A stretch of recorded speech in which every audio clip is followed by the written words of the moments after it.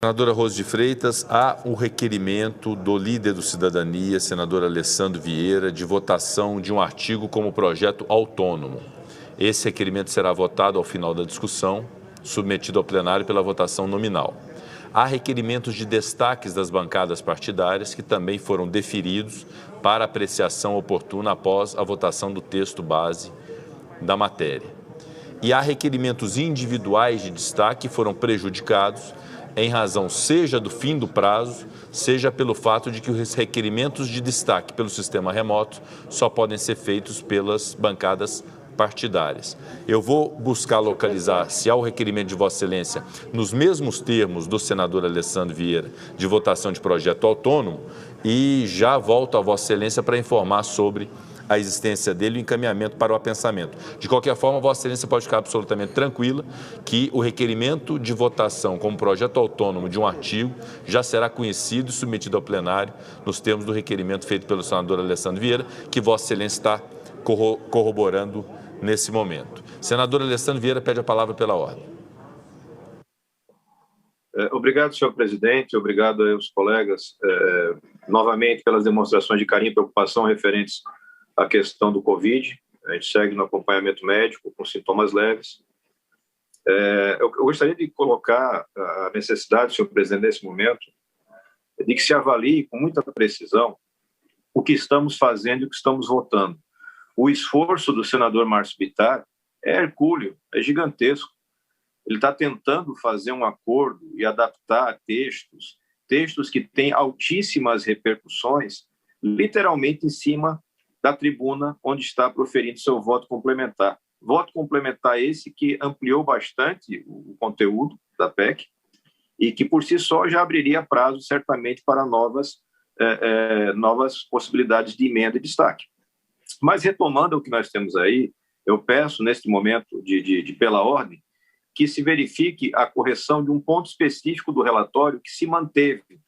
O senador Márcio, ao apreciar uma emenda da nossa sugestão, deixou de conhecer uma emenda, ou rejeitou essa emenda, alegando motivos que não correspondem ao conteúdo da própria emenda. Explico. Apresentamos uma emenda no sentido de que fique claro no texto que o beneficiário do Bolsa Família não será excluído do acesso ao auxílio emergencial, mas apenas no tocante ao complemento. O senador Márcio entendeu que nós estamos falando em cumulatividade das duas coisas. O cidadão receber o Bolsa e receber cumulativamente o auxílio. Não era nada disso. É pelo contrário, apenas a complementação. Isso é muito importante por dois motivos.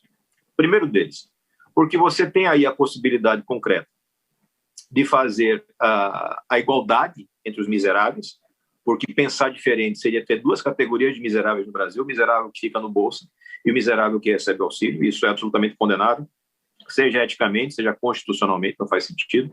E segundo, na medida em que você tem essa certeza que durante a duração do auxílio, aquele cidadão que recebe Bolsa deixa de receber Bolsa para receber auxílio, eu estou abrindo espaço orçamentário. Esse espaço orçamentário tão desejado por setores do governo e por líderes no Senado. Então, acho que é muito relevante que o senador Márcio Bittar tenha um pouco mais de tempo para analisar, porque, eventualmente, você tem aí soluções postas que ele não teve tempo para analisar, porque humanamente não é possível. E, para reforçar, claro, a gente mantém o requerimento de fatiamento, porque entende que esse tempo, esse ganho de tempo, é muito importante para o Brasil. Obrigado, senhor presidente. Obrigado, agradeço, Vossa Excelência. A sessão será iniciada. O requerimento de Vossa Excelência será submetido à votação do plenário antes da apreciação do mérito do parecer do senador Márcio Bittar. Pede a palavra pela ordem, senador Espiridião Amin. Como eu estou inscrito em primeiro lugar, eu só queria que Vossa Excelência considerasse o seguinte: eu tenho uma questão de esclarecimento que vai no sentido do que falou agora o senador Alessandro. Se não, vejamos. O projeto prevê despesas de até 44 bilhões de reais, conforme está escrito no parágrafo 1º do artigo 3º. Certo? 44 bilhões é o que fica, digamos, extrateto, autorizada a despesa, para atender o auxílio emergencial. Fica claro isso. Se alguém sai do Bolsa Família e entra nisso aqui, abre um crédito em algum lugar, ou abre um crédito orçamentário correspondente. Por sinal, queria que o senador Márcio Bittar considerasse que o Tribunal de Contas da União noticiou ontem o valor do que foi pago indevidamente no auxílio emergencial no ano passado, alça a cifra de 54 bilhões. Ou seja, 7.300.000 pessoas receberam 54 bilhões de reais que deveriam devolver. Não vou entrar no detalhe. Há casos até de servidores públicos, civis e militares. Portanto, a rigor, senador Alessandro Vieira, a Vossa Excelência, com um carinho especial pela sua situação de saúde, a União tem um recebível de 54 bilhões.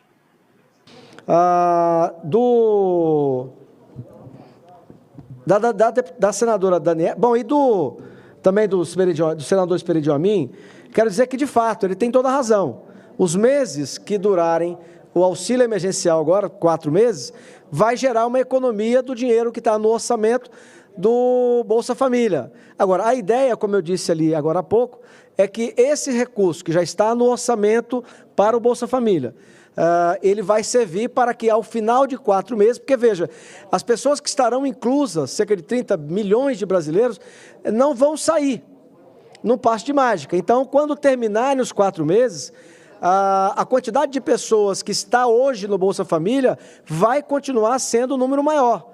Então, essa economia dos 4 meses, se a gente pode chamar de economia, vai servir para, vamos dizer assim, turbinar o Bolsa Família com esse nome ou outro nome, que pode ser modernizado, não há nada contra o Bolsa Família, mas é natural que se modernize, para que ele seja, então, um programa perene após esses 4 meses. Essa é a ideia. Bom, sobre os fundos, senadora Daniela, e é para a colega que eu disse que é horroroso rejeitar uma emenda, mas eu quero passar a palavra para quem entende mais desse assunto do que eu, muito, que é a senadora Simone, com quem discuti isso e era presidente da Comissão de Constituição e Justiça até um dia desse. Ou a prorrogação do auxílio emergencial, que já era concedido no ano passado. Portanto, o que nós pretendemos com esse modesto pronunciamento, senhor presidente, que é uma espécie de declaração de voto em separado, sem utilizar o tempo que o meu amigo Rogério Carvalho utilizou, mas dentro dos 5 minutos, afirmar que nós somos favoráveis à proposta do senador Alessandro Vieira, que propõe o chamado fatiamento.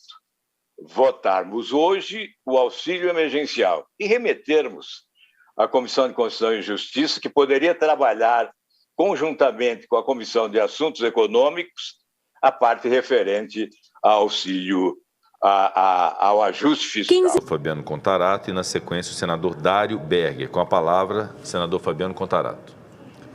Senhoras e senhores, a quem se destina o atual governo federal? Definitivamente, esse governo não é um governo dos pobres. 60 milhões de brasileiros e brasileiras estão em situação de pobreza ou extrema pobreza.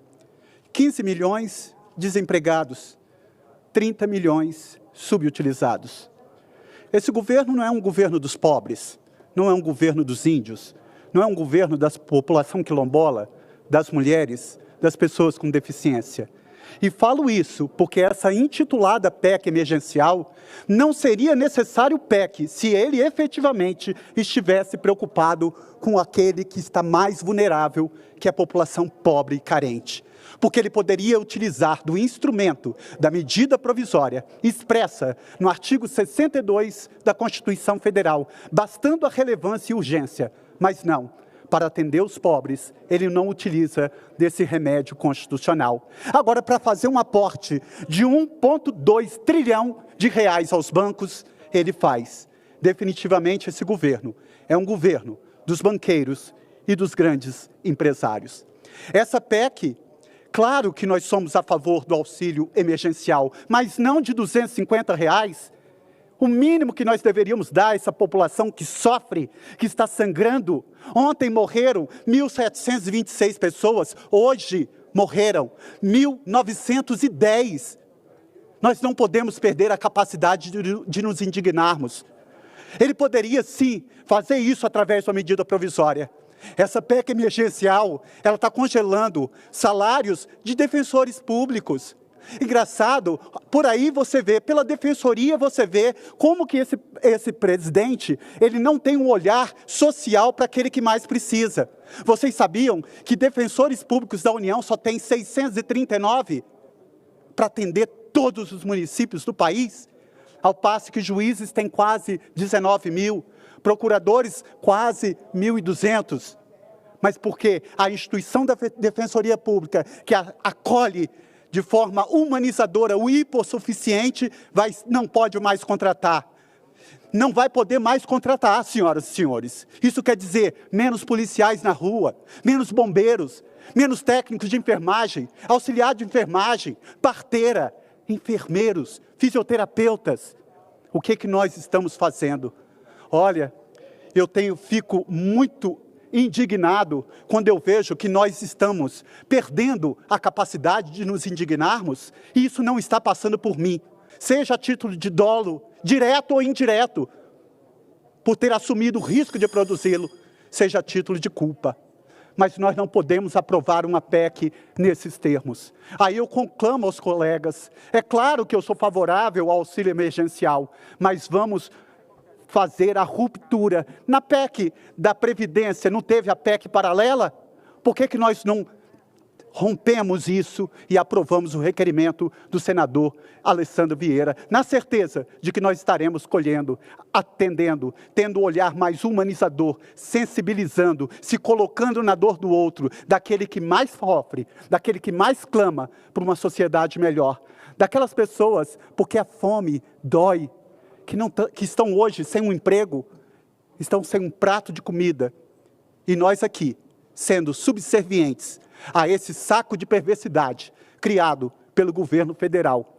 Esse governo, que eu não tenho dúvida que nós temos que interromper sobre o amparo da população brasileira.